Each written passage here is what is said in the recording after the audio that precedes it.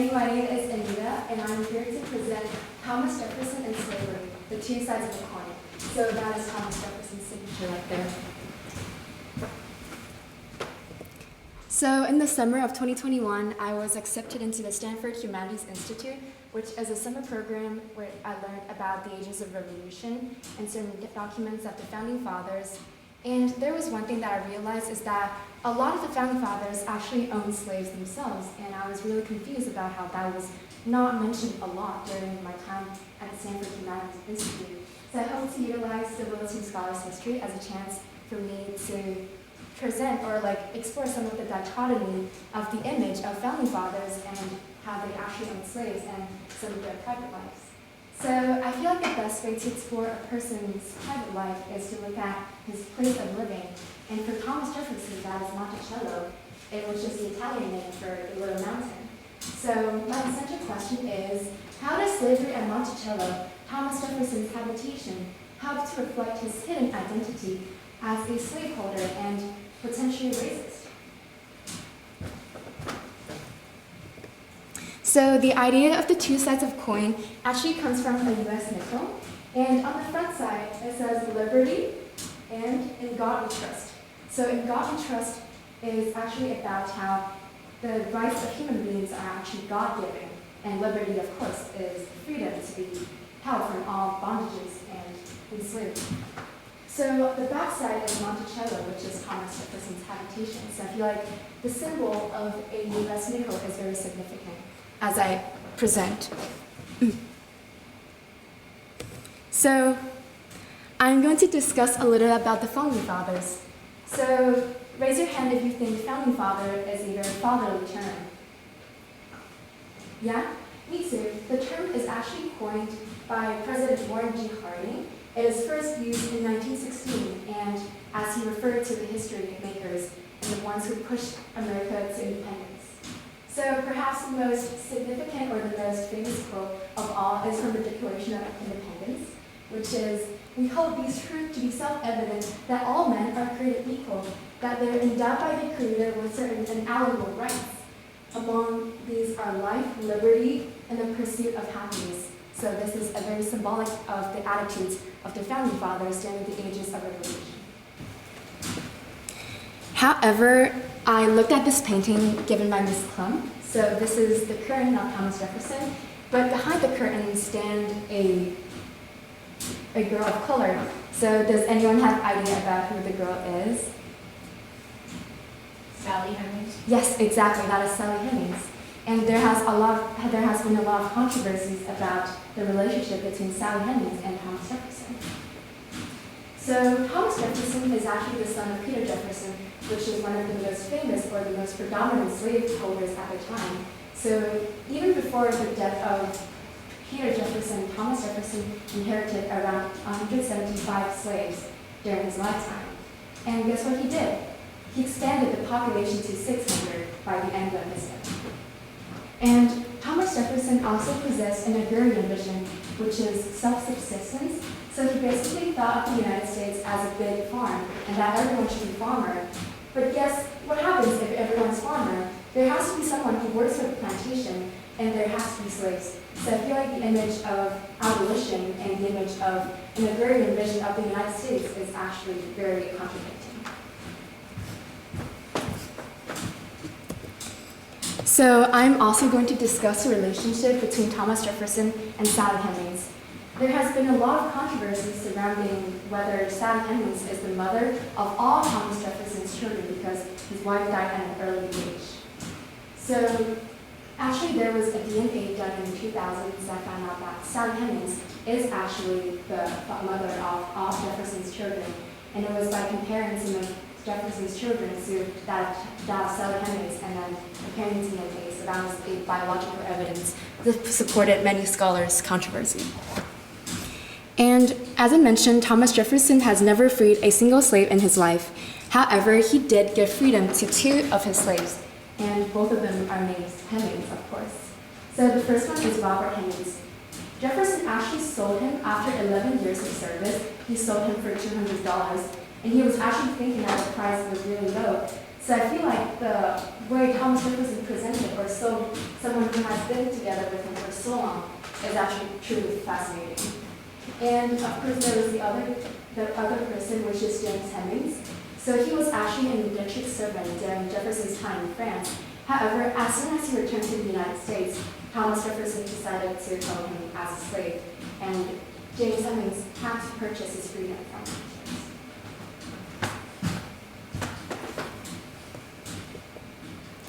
And I'm also going to discuss some of Thomas Jefferson's public writing because I feel like there are certain traces of evidence that supports his image as a racist.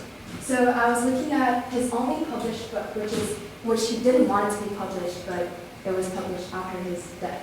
So it's called The Notes on the State of Virginia. And Thomas Jefferson had his pen pal, his name is John Adams, and fun fact, it died on the same day, 50 years after American independence. Anyways, so John Adams commented on Thomas Jefferson's book, and he said, "The passages upon slavery are worth diamonds."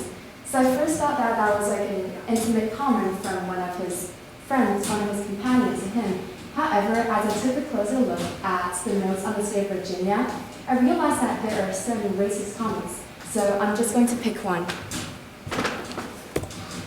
So Jefferson actually said, "I advance it, therefore, as a suspicion only, that the blacks, whether originally a distinct race or made distinct by time or circumstances, are inferior to the white in the endowments of both body and mind."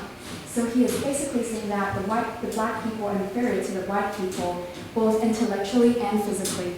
So that is one of his traces of as a white supremacist. And does that kind of justify his support, his private support for slavery? Because if he thinks slaves are naturally inferior, don't they just deserve to work on lands? Okay. So in the last part of my paper, I actually contrasted him with other founding fathers. So I want to point out the universality of the potential dichotomy of their image as a fatherly figure and their private relationship with slaves. So I compared it to James Madison's house, which is that one. It's called Montpellier, and that one is George Washington's Mount Vernon, and that is Thomas Jefferson's Monticello. So I found that they all own slaves, and then they possess their attitudes toward slavery to different extents. So for example, Thomas Jefferson had 600 people, but James Madison only had 100 people, although they did not free a single slave during their lifetime. While George Washington had around 300 slaves, he actually freed some of his slaves during the later part of his life because he realized he realized the fallacy in slavery. So, yeah. And our favorite part, the so what. So, a lot of people say that the general climate in Virginia is that everyone owns slaves, so am I being too harsh of a critic? Why am I picking out Thomas Jefferson and just criticizing him, like seeing him as like this hypocrite? But actually, that is not the point of my research. My point of the research is just to point out another facade of Thomas Jefferson and perhaps more founding fathers such as George Washington and James Madison. And I'm also going to question a binary point of view because we often see things in such a contradicting point of view. For example, liberty versus order, freedom versus non-freedom, slavery versus free, and to some extent, before the revolution and after the revolution. However, is there actually a lot of changes that went on, or is there not really a lot of changes? So I'm saying that the revolution is not as progressive as it can be perceived. That is my presentation. Thank you.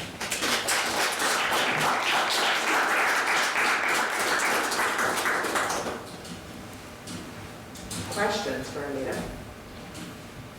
Yeah, hi Anita. I'd like to ask you a question about what your research found in the relationship between Sally Hemings and Thomas Jefferson, because there has been suggestion in things that have been written about a romantic relationship. Sure. And romance and racism, they both begin with R, but I'm not sure what that means. Exactly, but there's also something that's like very interesting because it's in the farm book that Thomas Jefferson omitted the father of all Sally Hemings' children, so he is kind of escaping from the fact that he is the father of many of Sally Hemings' children. So it's like he values his image and his like image as a politician and a white person more than his romance with Sally Hemings. Hi, Anita. I was wondering if your research impacted your own perception of the United States today, your history, your research on that history, and if so, how?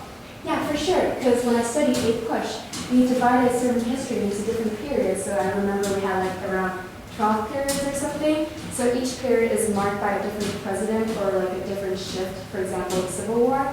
And I often thought that there are distinct periods. For example, the Age of Revolution represents a transition from supremacy to more like democratic ideals. However, after researching about Thomas Jefferson, I realized that we have to study history in a more holistic perspective and to view these presidents as humans, rather than seeing how they express themselves as politicians. So yes, definitely. Yeah, I think you've got to view these historical figures through the lens of their time. And I'm wondering, I was really intrigued when you compared Washington, Madison, and Jefferson. I was wondering if you had any more comparisons with contemporary figures and how Jefferson compared to them, either positively or negatively. Yeah, for sure. So I've seen a lot of people comparing Thomas Jefferson to Donald Trump, but I haven't really explored that because I was like actually interested. What? So I might spend some time after today or tomorrow just to like read some articles on that. And, I'm sorry, what meant other characters, other historic figures? Oh, like from time. Jefferson's contemporaries. Right, so how did he compare to other contemporaries of his own? Right, yeah, for sure. So there are also some other founding fathers. I just picked out Washington and Madison because they are both slaveholders, but they're also non-slaveholders who are founding fathers. Can you expand on the, you mentioned that Washington freed some slaves, that he seemed to come around to the evil Right. of slavery. Right. Do you have any more details there, like why some, not all, which, is there just more, let's add more to that? Yeah, for sure. So it's actually very complicated because Washington's wife had some slaves that have to accompany her for the entire lifetime. But there are certain slaves from her side that is married to Washington's side. So if George Washington freed all of his slaves, so that means some slaves in the big family, that some have to be freed and others have to be held in bondage. So George Washington did not want to see that happen, so he kept more of his slaves for the entirety of his life. Yeah. I'm curious, Anita, did you find any comments about Jefferson from outside the U.S. at the time and how other people and other world leaders viewed him and his position on these slaves? That would actually be really interesting. I did not spend any time looking at that because, yeah, I just did not know Jefferson has like this facade, and so I just did not really explore into the details of any outside commentaries. But I'll make sure to include more external opinions and the right material. All right, awesome.